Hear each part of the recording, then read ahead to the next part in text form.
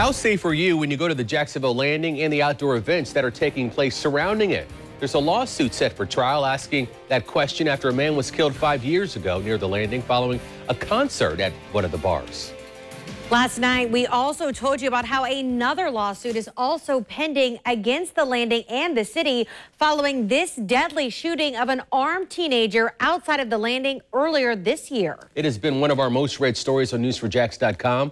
Channel 4's Jim Pickett is joining us now live from the Landing, where he's been looking into both of these cases. Jim, what'd you find out? Well, if we're taking a look here, what I've seen a lot more lately is something like this. We've seen police cars parked out front. Really unusual, I guess, if you look back at a lawsuit that is going to be heard in October, because they said security at that time was very lax.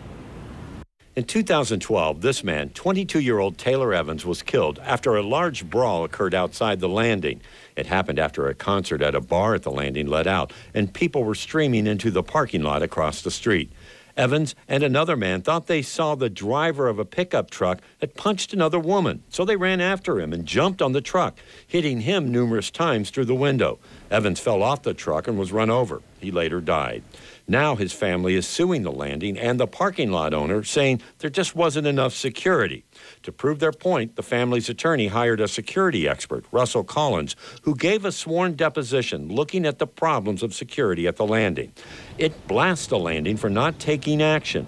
In the document, it says they failed to respond to riots that broke out on the premise at closing time. They failed to warn patrons of dangerous conditions. The expert also said after reviewing police reports that there was insufficient and inadequate security. More people equal more risk. In this case, there's a heightened risk because alcohol was involved. That same expert also reviewed other problems at the Landing and reported from 2008 to 2012, in that 4-year period, there were 108 cases of battery and assaults, 218 disturbances, 77 fights, and 258 thefts. We asked our crime and safety analyst, Gil Smith, about this. Do people need to worry going down there? Well, it is a concern. We're seeing a lot more incidents happening at the Landing at certain times. But it seems like when you have these major events, city events, there seems to be a lot of security there around the Landing, and it doesn't seem to be as much of a problem.